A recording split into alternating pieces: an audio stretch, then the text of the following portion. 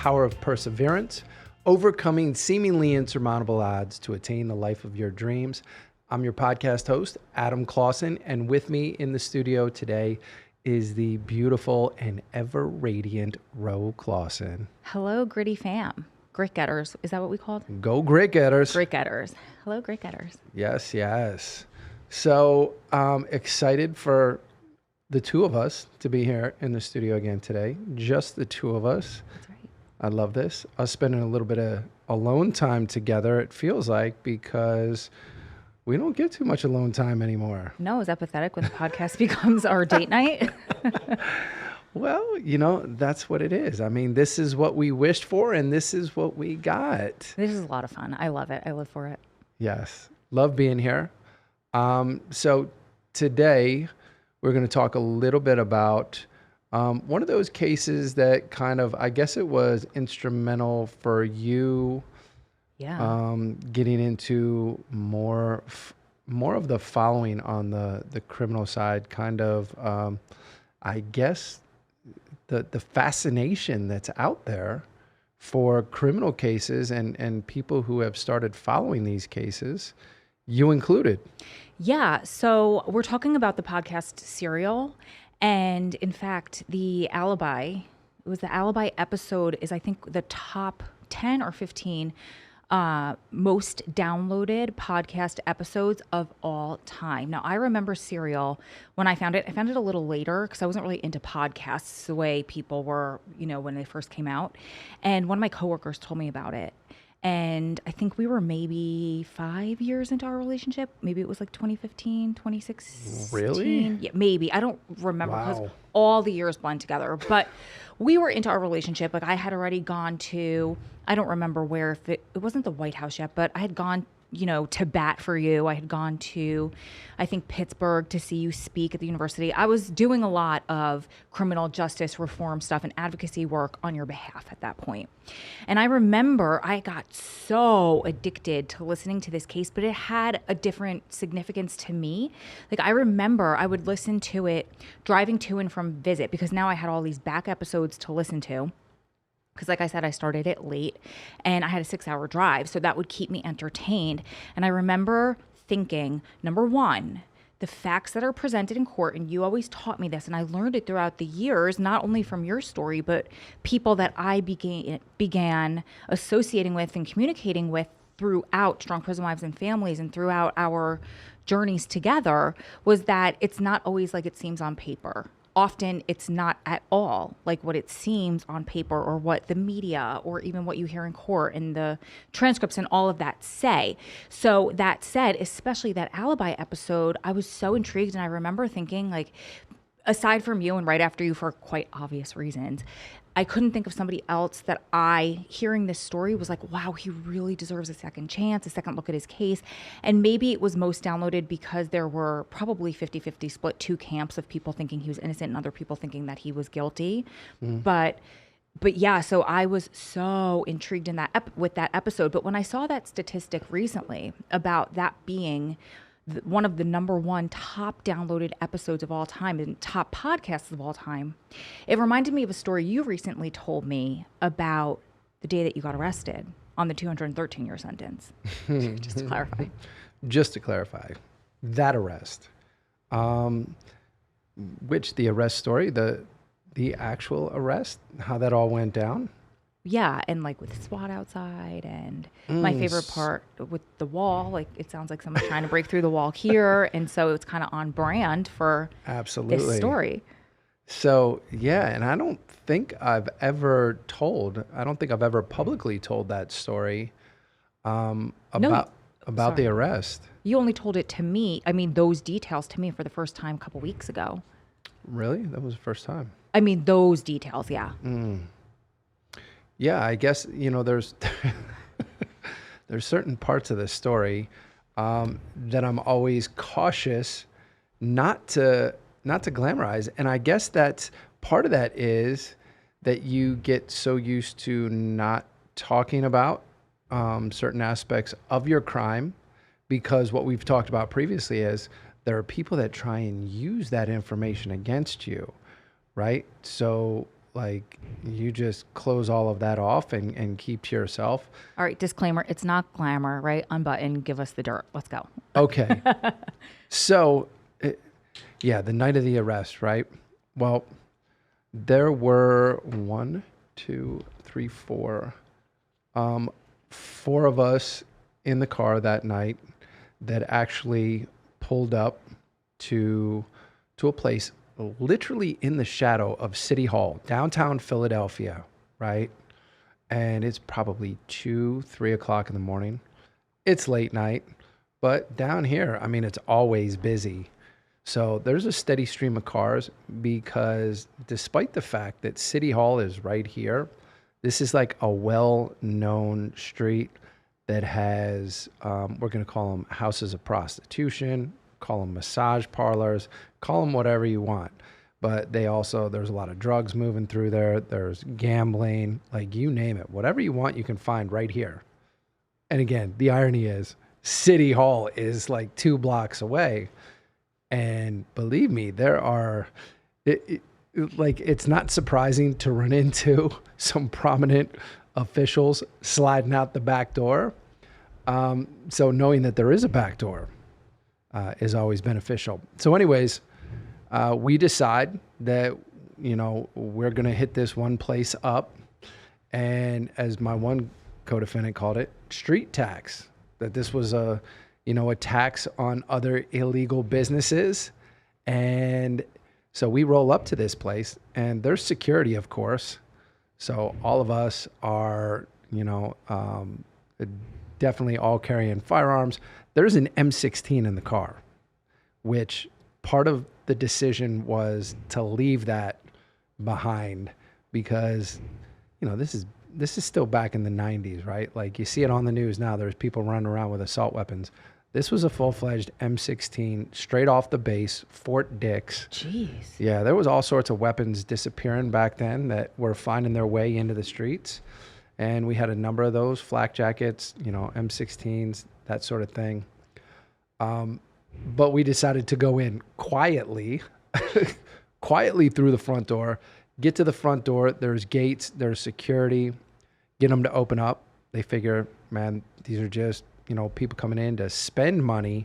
But as soon as that door opened, like we pushed everybody through out the way, surgically cleared the place from top to bottom, starting from the basement, working up main floor, 3 floors above, split up. And we had, back then, we were communicating back and forth via, let's call them walkie-talkie, because most people aren't going to know what Nextel radios are. So same thing, right? I could still make the beep sound of the stupid Nextel walkie-talkie. Oh, yeah. See, yeah. We're not even going to go back down over all the Nextels. But the difference was back then. Only the drug dealers had them back then. Well, the reason that we had them is because they are not cell phones, and therefore there's not cell calls to trace the signals, the communication back and forth. Hence why all the drug dealers had them back then. Hence the drug dealers had them. So anyways, we clear this place top to bottom, right? And there were a lot more people in here than we anticipated. I mean, there are working women. There are guys who are there, whether they're gambling, whether they're with women, whatever else is going on in this place. It's busy. It's very busy from the basement to the top floor. And we end up basically laying everybody down in here, trying to get to what we thought was a stash spot within this house. And as all of this is taking place, there's a little bit of confusion. And there was a back door, right? Always said there was a way to squeeze out of here out the back door.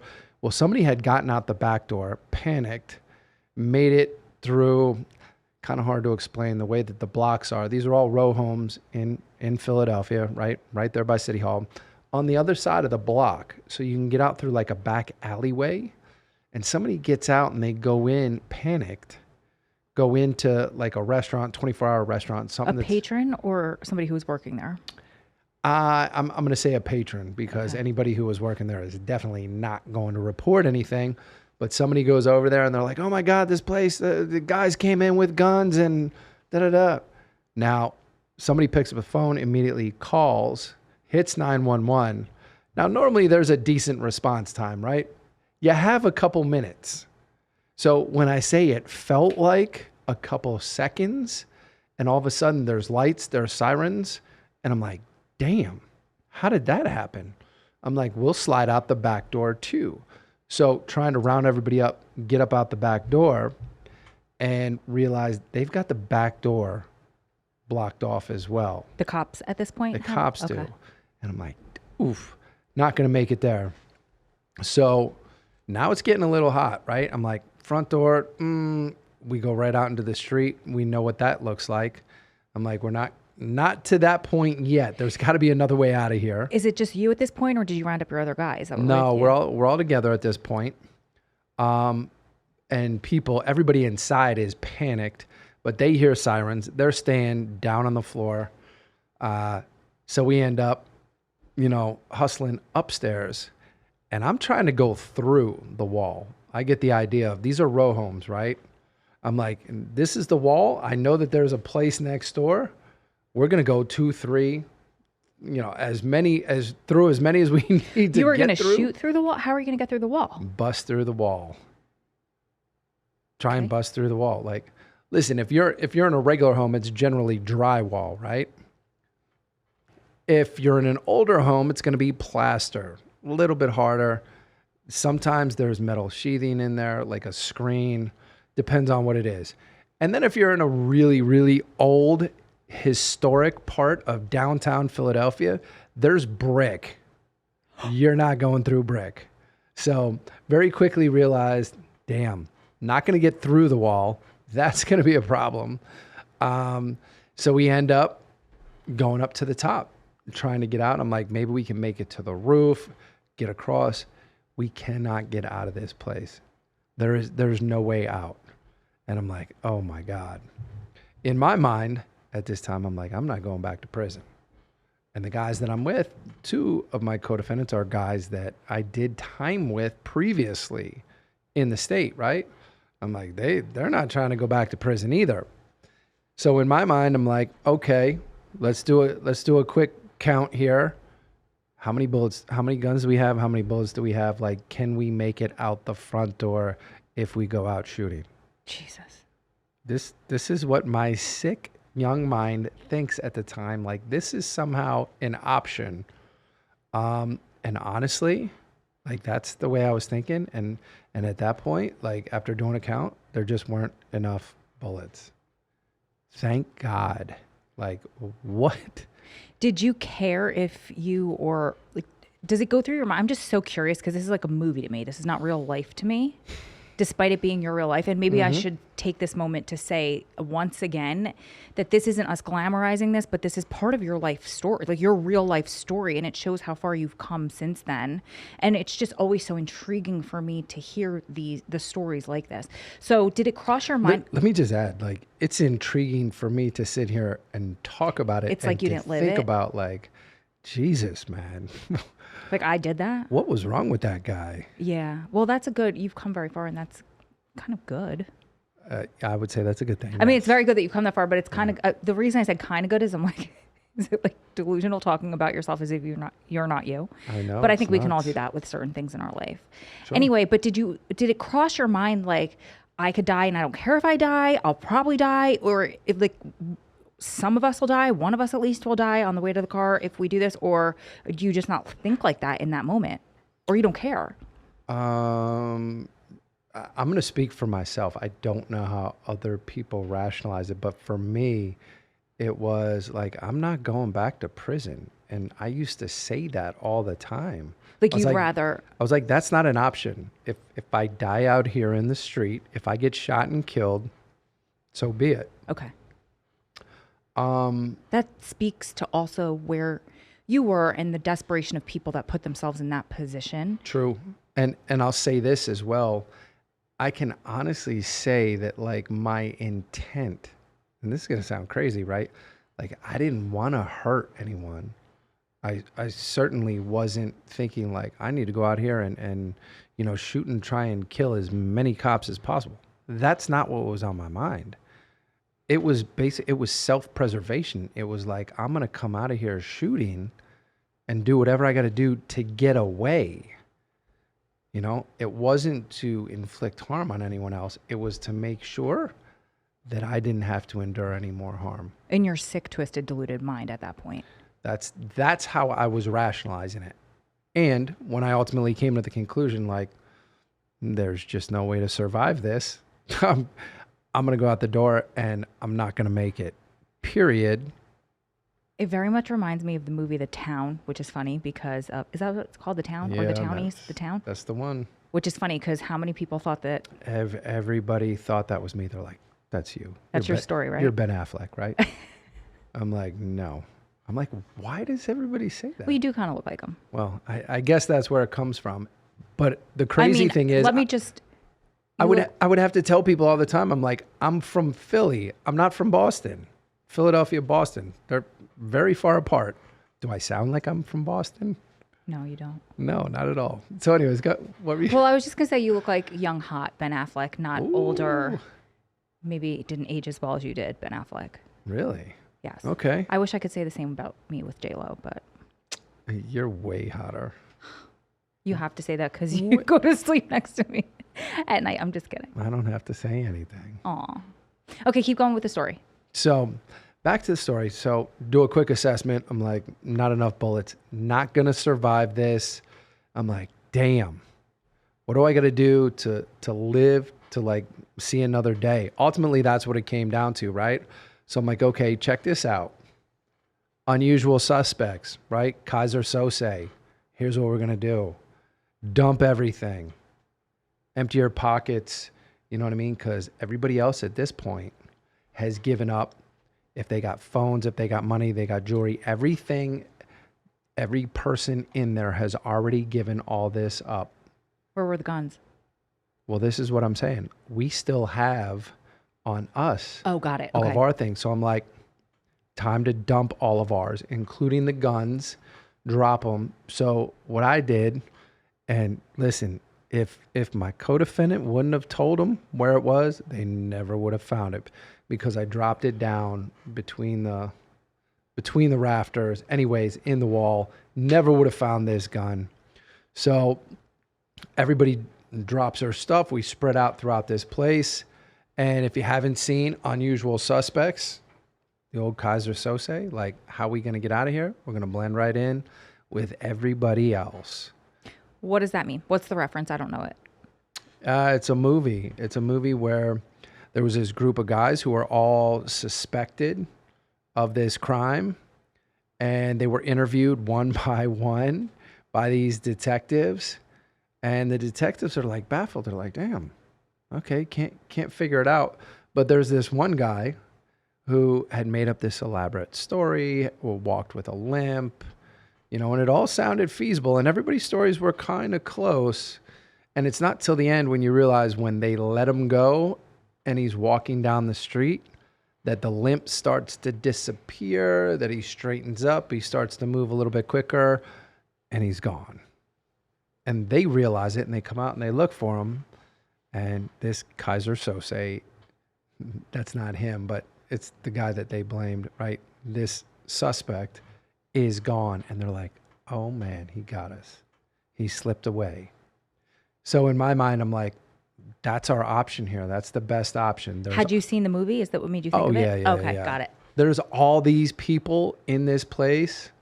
Nobody knows who's who. Everybody here is involved in illegal activity, right? Like, nobody really wants to talk to the police. So despite the fact they're here, like, we're going to make them work, right? They're going to have to figure this thing out. And I don't think they're going to be able to do it. And especially because there's so many different levels to this place. And things happen so quick. Listen, people's memories are not good. That's why anytime you talk about identification procedures, like, IDs are so unreliable.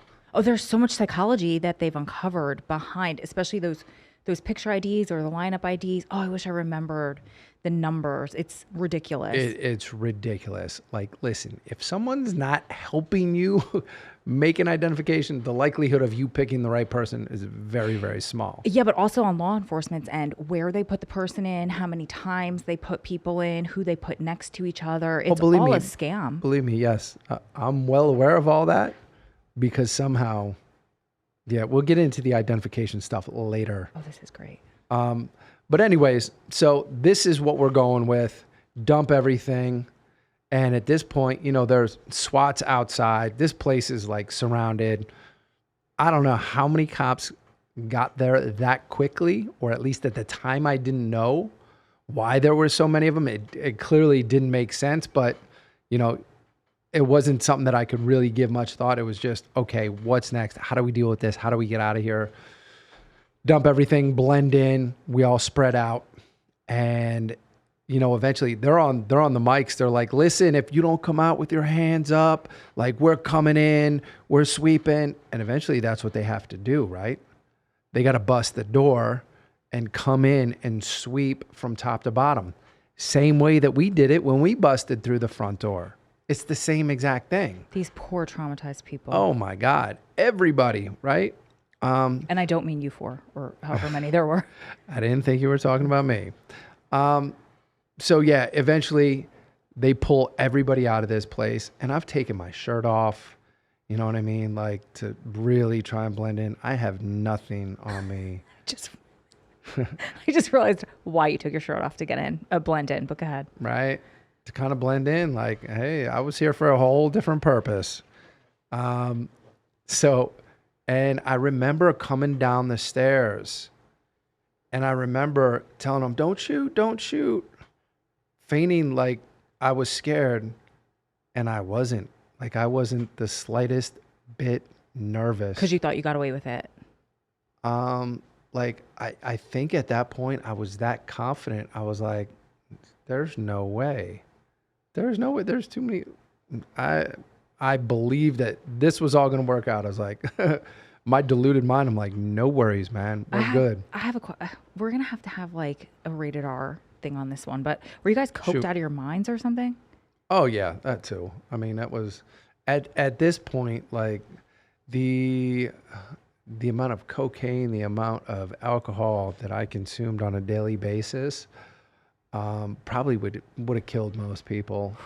Yeah. I mean, so yeah, you can understand where these not too rational thoughts are coming from. It's amazing I was able to come up, you know, to strategize even at this point, like to come up with this as a solution, and thankfully not take the other option, you know, which was to think that I could somehow make it out the front door, guns blazing. But now I'm coming out the door, no shirt, hands raised.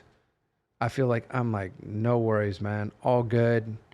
They got us all out there, put us on the wall, like along the street. You know, all the men over here, they pulled all the women off on the other side. There's language barriers because this is largely Asian, with the women, the people who run this. And all of a sudden, nobody speaks English, right? I told you, nobody wants to deal with law enforcement. So it's like, no English, no English. Nobody's talking. I'm like, we're good. The guys who are all here are like, nobody wants to say anything. Nobody wants to be caught here, right? They all feel like they're in trouble. They're like, man, this is an illegal business. Like, nobody's supposed to be here. What time was it? Like the middle of the afternoon? No, this is like 2 o'clock in the morning, oh, 3 okay. o'clock in the morning. Okay. And I remember getting split up. Like, they're starting to put people in groups to cars. They're like, we're going to bring everybody down the station. And I'm like, yeah, all right. And I remember getting put in this car with these two other guys. The three of us were all crammed into the back seat. And I remember telling them, I was like, oh, my wife's going to kill me. I'm in so much trouble, man. And they're like, oh, God, yeah. You know, whatever. Lamenting about whatever their personal situations are. And I look back and I see behind me, like, we're in a regular car and there's like a Bronco, you know, a bigger truck. And I look and there's one of my co-defendants, and he's back there in that other truck. And I see him look at me and make eye contact, right? But he's back there by himself. And I'm like, that's odd. What's he doing back there by himself? Because the rest of us are grouped up. And a couple minutes later, I turn back around. I don't want to bring any attention. A couple minutes later, the officers come back, and they tried to play it off, but they pulled me out and separated me. And I'm like, had a feeling right then. You know what I mean? I'm like, somebody pointed me out, and the only person who could likely do that is one of us.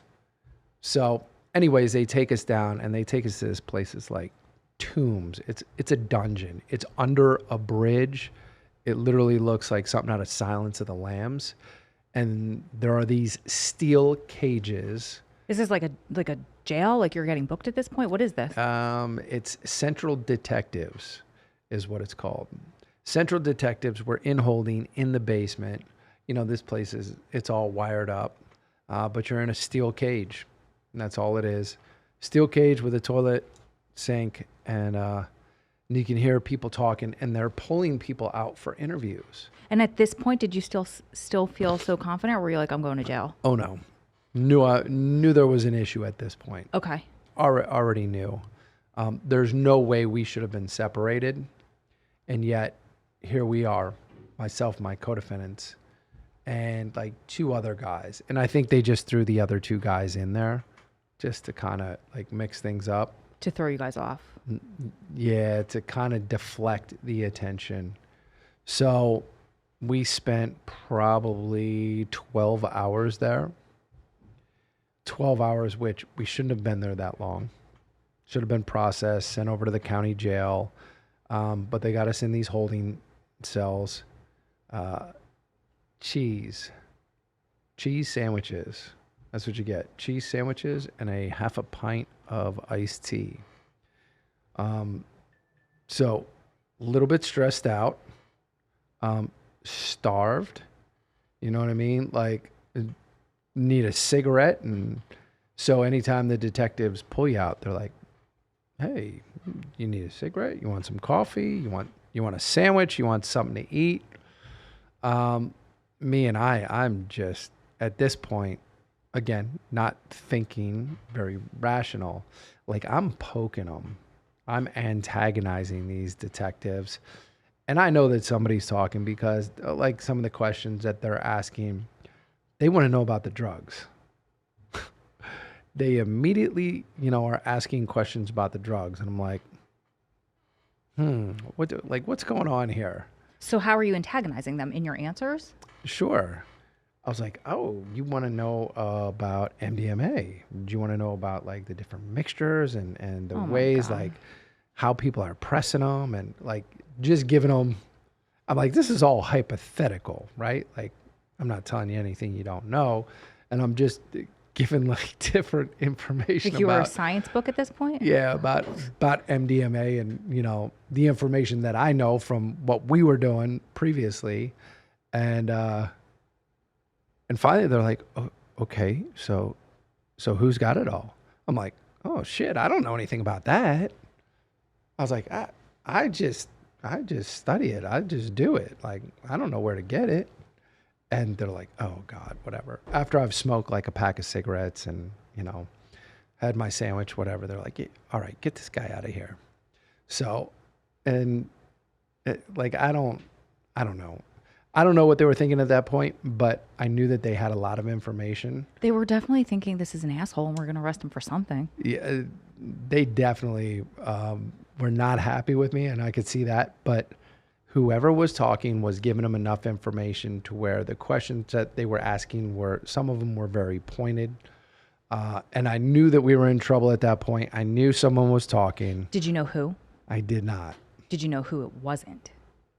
Like I did not. So I knew it wasn't me. Well, obviously, but I'm just curious. Like you had a ride or die co-defendant, and I'm curious if you knew if he wasn't there. Oh, got it. Okay. Yeah, he wasn't there at that time. Thank God. Unfortunately, they did pick him up later, but he never should have been picked up, right? Like in my mind, none of those other cases ever would have come out. But now they're asking But questions. so he didn't get charges on this case. Not on this one. This one, okay. Not where we were arrested. So, but anyways, so things start to come out. First is the fact that the reason why SWAT and everyone else was in that neighborhood, why the response time was so quick, is because there was a serial rapist on the loose in Center City, Philadelphia at the time. And they had, like, the city was in an uproar about it. So they had quietly put together these task force with SWAT in, like, you know, PSE&G energy vans. Like, they look like service vans. There's vans all spread out around the downtown area, like just waiting for the opportunity to pounce and capture this guy. Like, that's why they were there. So when somebody hits the panic button, you know, and dials 911, hey, this is happening, like, these guys were all ready to go. Especially in one of those places. But now here's a question. Obviously, it was wrong place, wrong time, right? Or maybe right place, right time, however you want to look at this. Yeah. But did they try to pin one of you guys for that person? No. Okay. No, that was never it. It was just they were looking for somebody in that area. When they got the call on this, those guys were like, all right, we got some action. Let's go. So they show up, you know, like they had the Mini 14s with the laser sights on them, like coming through the windows. Like, that's how we knew SWAT was there. We're like, oh shit, this is serious. Okay, so let's go back to now you're in that dungeon, smoking cigarettes, antagonizing cops, being a jerk. Now what? Being a jerk. I know somebody's talking. So we're all down in this dungeon, each of us in our own cell, and we can talk to each other, right? It's like open. Imagine you're in this huge open room and they just build like cubes, like Silence of the Lambs, except made out of metal, with like mesh on them and bars on the front, and we're all kind of connected. They're all attached to one another. So this whole room is filled with these cubes, and everyone can basically talk to each other. And it's not huge. There's like maybe 10 of these cells, maybe 12, whatever it is. So we're talking to each other and trying to make light of this. And at the same time, definitely stressed, definitely know that there's a problem, but I still at this point, I'm like, not worried about it. We'll get out of this, call the attorney, you know what I mean? Like, we'll be gone. Already left him messages. I'm thinking everything's okay. So they pack us up and send us over to CFCF, which is the county jail. And we get to CFCF and we get split up. They send us to all different units, right? So they send us to these different units, and man, that place was a nightmare, right? So immediately out of place, you know, in Philly, in this county jail, fighting right away. Man, it was just the blues. But we end up going for, I want to say they pulled us out for what was supposed to be an arraignment. Or maybe it was to pull us out to the FBI. Whatever the case was, we get pulled out, but there's 3 of us. The 4th person isn't there. That 4th person is finally separated. Oh, so now you know. So now we know. Now we know, at least we know this guy is talking, right? So we somehow convince him at the jail, right, now that we're down in holding together, to put us all on the same block together. And they do it. Would that ever happen now? Not really. And I don't remember how we talked them into doing that, but we convinced them to put us all on the same block. That's definitely security. Yeah, like you wouldn't normally do that. And they send us, the other thing, we get them to send us to the kitchen block. So there's one unit that has like all of the people that work down in the kitchen for the whole facility. And there's probably 1,500 people at this facility. I mean, it's a big county jail. And this one unit has all of these kitchen workers assigned to it. The unit next to it is like volunteer kitchen workers and a couple like overflow from the other unit. So they put us on this volunteer unit. So we go there, and the first day, you know, like everybody's going out to the kitchen. We're like, what the hell? We're like, why would we go to the kitchen? And the guys are coming back and they're telling us, well, like you can go down there and you can eat. And, like we got all this food and they let you bring all this stuff back. I'm like, you know, let's go down to the kitchen, man. Let's just go check this out. Let's go see. Because me, I'm looking for a way out of here. That was my purpose, right? I'm still thinking we're going to get out of here. Oh, wait, like an escape? At this point, I start looking for an escape. Okay. Yep. Did you, because you didn't know how much time you were facing. You just didn't want to go back to prison. No idea. Remember, I'm like, oh my God, here I am behind the wall again. I'm locked up. I need to get out of here. How can I get out of here? And just remind everyone, how old are you at this point? 20, maybe just turned 24. Okay. 24, but listen, I spent 18 to 21 in prison, so I was still a child. I mean, let's be real. Yeah, child. Yeah, I'm not even going to say what I was thinking. Go ahead. Yeah. So here I am in the county jail, Philadelphia County Jail, going down to the kitchen now every day as a volunteer to help make bags and these meals, and we wrap them. And it's pretty loose down there. There's only a couple officers that are like watching us, and you can move around. Like there's a lot of room to move. And I'm looking, I'm like, there are these docks, these loading docks out back that they don't open them up. They don't give us access in or out. And you still got to get through a sally port. But I'm also looking at this hallway, and there's like 3 doors. So you have to get through these 3 doors, and you have to, like, there's an officer who controls that booth and like buzzes you from one door to the next. And the reason you have doors or gates is to have systems in place. Like you can't just open one door and be like, woo, I'm out of here and run, right? Like you got to get through 3 doors to get to the outside. It's set up that way very intentionally. And I'm looking, and I've had a few weeks at this point to look at this, and I'm like, we can get out this way. I'm like, we can get this guy who's down here, been talking to this guy, like he's been working food service all these years. He's not like a regular cop. He works for, you know, just in food service. I'm like, we can get out the back gate with this guy. I was like, we're going to get out the back gate. And we started seriously like planning, getting out that back gate, knowing like where it was, how to get out. Man, where are we going to get a car? We're going to steal a car and like be off and running, like on the run. Just to clarify, you thought you were going to be able to talk him into getting you out, or you were going to like hold him up to get you out? Good question. One or the other. I didn't think we were going to just be able to talk him into walking us out. That's what I was trying to figure out. Okay. I think what we were thinking about doing was maybe tying him up, taking his clothes, his ID, and using that to slide out that back door. And he didn't seem like somebody who was going to put up any resistance. And, you know, again, this is like, in my mind, like these are my options at this point. It's like whatever I need to do to get out the door. But I think it's important to note the fact that our one co-defendant was talking to them, like that's how he saw the means of getting out. Ah, wow, I never looked at it from that perspective. That's how most people view it now.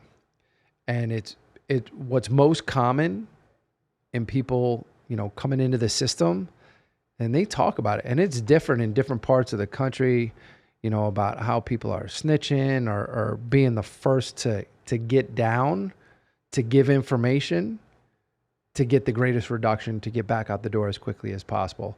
Like that's what people think, or that's how they believe that the system now operates. Like that's just the cost of doing business. My beliefs back then were no matter what, you know what I mean? You don't ever talk. You don't ever talk. But in my sick head, shooting your way out the front door, that's an option. Tying somebody up, taking their ID and sneaking out the back door, staying on the run for the rest of my life. Like that's an option. Like, Wait a minute, but okay. tell me how those are better options. They're not better options, but they are at least. I'm trying to choose my words, but Yeah. you didn't turn around and blame it all on one person when you were involved. Because to me, that's equally as bad. And maybe I am biased, but come on, like you don't blame. You are just as part of it. You are just as guilty, but you're going to be hands free and run your mouth so you could get out the door. It's equally as bad, in my opinion. Yes. Listen, I've been very clear. Like I don't condone that under any circumstances. Like the fact of, listen, if you're doing something, you get caught, it catches up with you, you got to deal with it. Deal with those circumstances yourself. Man, you don't try and put it on somebody else, you know, or make it worse for that person, for their family, you know, to somehow make it better for you. I could never rationalize that. That's why it was never an option. There are people who are convinced that view it differently. And clearly, I had some co-defendants because ultimately it was more than just that one. There was another one that changed their mind. And, you know, one of those three of us who was in, another one chose to go over when the FBI got involved. But I'm jumping ahead. So before we had a chance to do that and slip out the back door, we get rounded up. They take us down to holding and bring us over to the federal building. That's when we found out that our case had been adopted by the FBI, that the U.S. Attorney's Office was going to charge us. And why would they take on a case like this? It was all because of the drugs. It was because of the drugs and the links to organized crime. Oh, maybe because of the guy that was talking about how to make MDMA in mass quantities? No, that was not it. What happened is the person who started talking from the very start said, hey, I have information on drugs, guns, links to organized crime, started naming names and said, I'll talk to the DEA, the ATF, the FBI, anybody else who will talk to me. I'll give you all the information you can. I just can't go back to prison. See, that's shooting what your way happened. out, climbing out the wall, doing that. They're all bad. You're all idiots. Yeah, all bad options. The moral of the story is, man, don't put yourself in that situation. But listen, at that point, like when the FBI comes in and the level of arrogance, like, I am an FBI agent. Do you know how much trouble you're in? And listen, watch your words because I don't want the FBI at our door tonight, please. Thank you.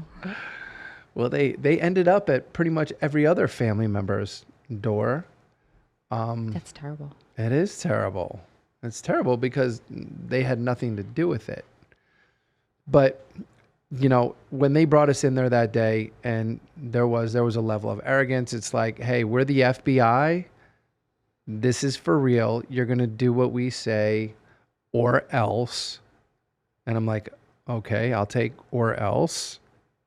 And they said, well, we're going to charge you with all these crimes and you'll be facing life in prison.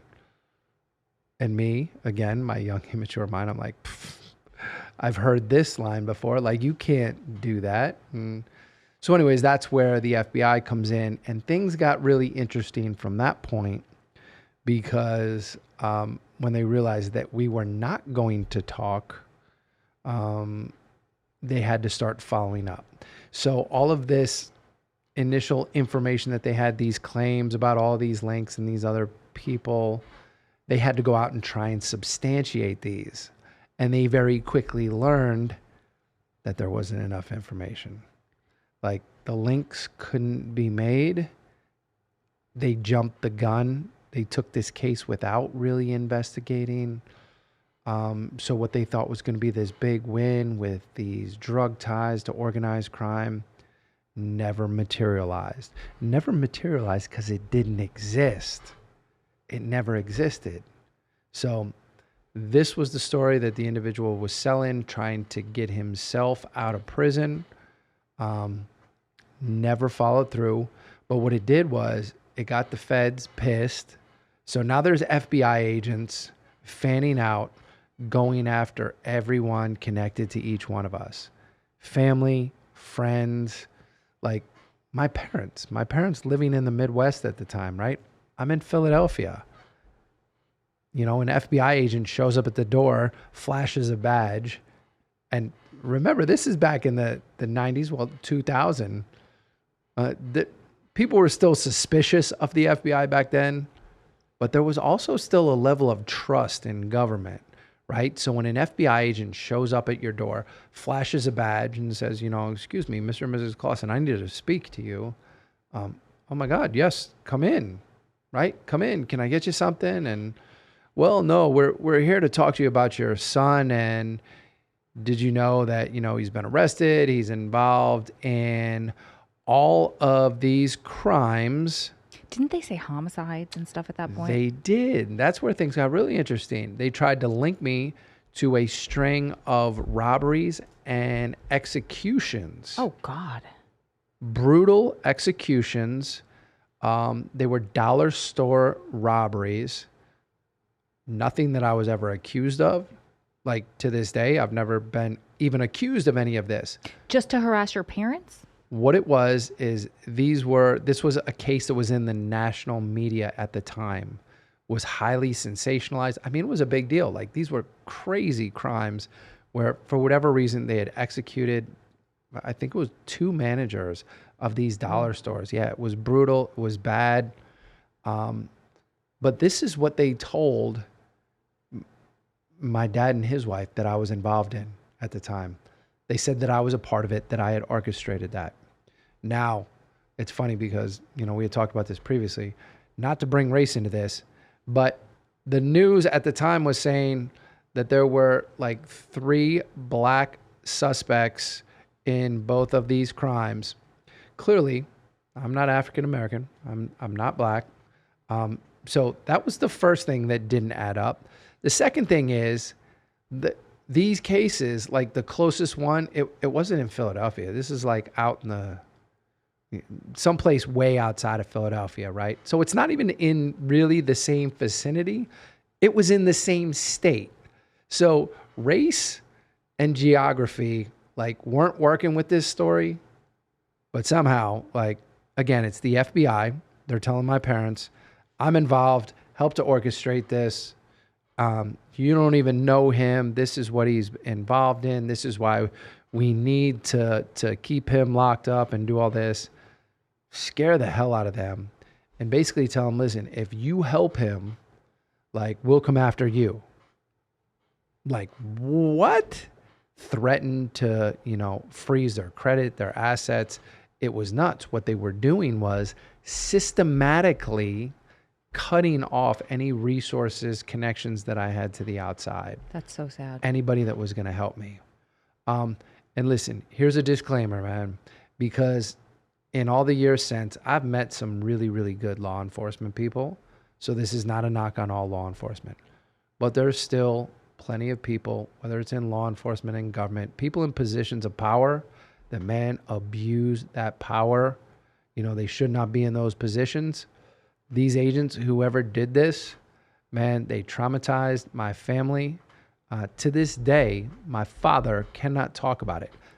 For whatever reason, he can't even recall it, right? Sure, he has completely blocked it out like this thing never happened. But we went through a period where they cut off all ties. He and his wife would have no contact with me. And I didn't know. I had no idea what was going on at the time. They wrote me this letter that, memorialized all of this. And I was like, what? What the hell? Because they just stopped answering the phone. And I'm going through this period, stressful period. I'm trying to reach out and they're not there. And, knowing that they did that, I was like, ooh. Obviously, I was very resentful about that. I'm shocked they even let that letter through. Me too. But you'd be surprised. There are certain things that we think are well tied together, communicated very well, that aren't. Government's still very, very inefficient in so many ways. So anyways, all of that happens. My family's cut off, but the FBI continued to go, family, friends, everybody else, even remotely connected. And at the time, each of us had girlfriends that we were living with. And, we started this on alibis, thinking that in my mind, I'm like, I got an alibi for all of those other things that they are trying to charge me with. And we had conversations on the phone. And the woman that I was with at that time, the young lady. You guys were kids at the time. We were kids. Man, she came from a pretty tough background. Family had been incarcerated, so like similar mindset. She was gangster, right? Like, and she did. It's interesting to like see the transcripts after the fact. Like she fought him as much as she could. And then when they really started coming down on her, unfortunately, she flipped on me. And she put a bunch of other stuff on me that wasn't even me. You know what I mean? Was it her? Yeah. Like, they found stuff in the house, like plates, because she had been living there before I moved in. And there was like plates to other stolen cars, like other cars that were connected to her. Like there was just all sorts of other shady stuff going on that I didn't even know about, right? I'm laughing because I'm like, how do plates? I'm thinking like China. Did she steal this? No. This plates, is how like not connected. I get it now. License but plates, yeah. stolen cars. Like there's other things that I have no knowledge of, right? That, all this comes out after the fact. And I'm like, damn, now that I'm down, everybody just dumps everything on me. And that's what it ended up being, right? But I still believed that, somehow, some way I was going to be able to slip out of this thing. And like through the wall, or you weren't going to get charged? One way or another, like we were going to beat this, was going to get out of it. Complete denial, even when things were as bad as they were, still held on to that belief to the very end. But yeah, like that's the way that my mind worked the entire way from the time of the arrest, because I had spoken it so many times into existence. There would be times where we would be out. I'd be like, man, this is so much better than prison. I'm not going back. And I used to say it, but that was constantly in the front of my mind. I'm not going back to prison. And honestly, I thought about it like pretty much every day, and if that's what you're focused on, I'm not going back to prison. Like you're going to ultimately end up in a situation where you're forced to make a decision, that ultimately could lead you back to prison. I don't think that. I haven't thought that way in so decades at this point, right? Like that is so foreign to me to sit here to be able to talk about all of these experiences, like, and to walk through my mindset. Like I can recall it, but it doesn't even feel like it was me. Yeah, and every time we talk about this stuff, I love to poke at you and tease you because same, like I feel like we're reacting to a movie we saw or something we saw in the news or YouTube or something like that. But a takeaway for me from this is I already knew a lot of this story. I'm asking questions to clarify for people that are listening. There were details within the story that I didn't already know because they were just details that you forgot to tell me, or you would tell me all of this at visit. And this is the point I'm trying to make. When we first got in touch, I mean, not right away, but pretty early on, we took a few weekends when you were back in Allenwood and you would walk me through all this stuff. And that's something that I passed along to a lot of the women that I coached at Strong Prison Wives and Families. And to this day, I want to pass that along to people. If you're in a relationship with somebody who's incarcerated, or a relationship with somebody, period, right? When you're getting to know somebody, but in this case, obviously it's somebody who's incarcerated, you had to walk me through all of that. So I had all the facts so I could decide if you were somebody that I wanted to pursue this relationship with or not. I needed to know all of that because of that, but also so I could really soul search and decide if I wanted to go to bat for you. Because I had to go to bat for you in my own life, my personal life with people, my family, my relatives, my friends, couple coworkers that found out about it, but then also to politicians, to lawyers, attorneys, people that were going to help get you out. And I really needed that. I needed to sit through all of this with you. The reason I didn't know those tiny, minute little details is because we had 6 hours back then it was every week that we were going to that we had to talk about everything in our lives, and maybe not necessarily always reliving the past, but I'm so grateful we did that. So I had that opportunity to do that. I think it's important to note as well what you did have when we first started communicating. Actually, before we started communicating. What did I have? When you searched me, what did you find? You found the article. Yes. Right? Articles from my case. And this is an important fact to note. Defense attorneys don't call the press to issue a release on behalf of their clients. The only thing that gets published in the media is what the U.S. attorney or the district attorney locally, what they call the media, and ask them to publish about crimes or about cases. You are only going to get a very slanted version. And once that is out in the media, that is forever connected to you. Those articles are still connected to me. That, and just this is the search engine marketing nerd in me, is that it's going to be those the .govs, the court documents, or like you said, those press releases that are coming from the attorneys or whomever you just said, and then the media. So news sources, all those articles, those used to come up, and that was part of my mission for 10 years. I met you almost 10 years into this. And when I Googled, and this isn't like the day I met you, of course, like we had to go through all of this, and I had to learn the type of person you are and see with your actions that you really had changed. And then it became part of my mission to counter that. And that's why that's really why I started. It wasn't the helping prison wives and family members, because I wasn't at that point yet. I started because I was like, I need to at least try to compete with some of this. I need to bury some of this. I need to put some of that good stuff out there.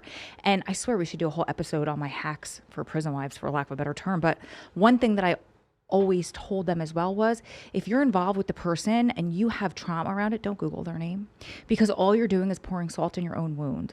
That's really all you're doing, because I had women who would just Google and see and read it and, try to respond to the hate comments. It's not going to do anything positive for you. And unfortunately, when you're competing with .govs or you're competing with news, CNN that posts all day, every day, and they have so much traction and so much, I don't know how to say it, but authority with the algorithms, that you're not going to, there's nothing that you could do. I mean, here we are another 10 years later, 20 years after those articles were published, and we only got what I did like second or third.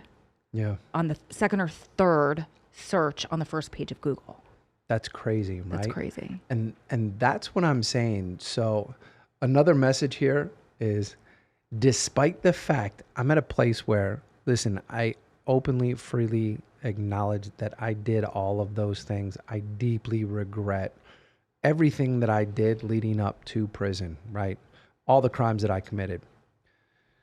What was portrayed by the government, by the media, was not all factual, right? There were plenty of things that were highly inaccurate, written to be inflammatory, meant to influence a jury. So despite the fact that I actually am guilty, right? I acknowledge that part. I can't acknowledge all of those other things. And there's a word of caution here. As you said, to anyone who starts to dig, and this is like anything in this day and age, man, check your sources, right? Make sure that you're checking your sources, dig a little bit deeper, because the reality is that there's a lot of bad information out there, and everybody's got motives on why they're putting certain things out there. And if you're going to weigh someone's guilt or their credibility, you know what I mean? Make sure that you have all the facts. And don't take it from somebody on YouTube. I mean, anybody and everybody has an opinion nowadays, and it's not Instagram, it's not YouTube. You can't get it from social media. You have to get your facts from actual sources. Go to the source. Mm-hmm. Go to the source. Talk to that person.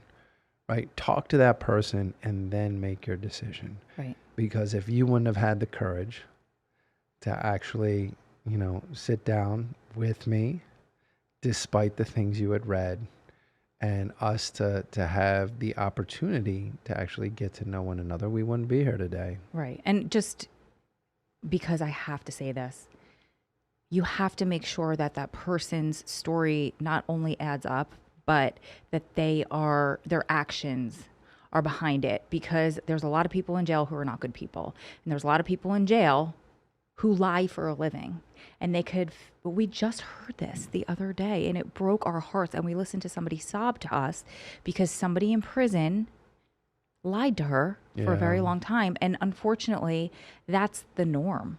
Sadly, yes, there are some good people who wound up in prison or wind up in prison, but get the story and then fact check the story and then make sure that person's actions are aligning with it. And, especially for women, we have intuition and we can very easily make up all of these stories and denial. If you know something's wrong, you know something's wrong. If your girlfriends are telling you something's wrong and you're denying it to the nail, little soul searching. Good takeaway. As always, love spending this time with you, taking these trips back.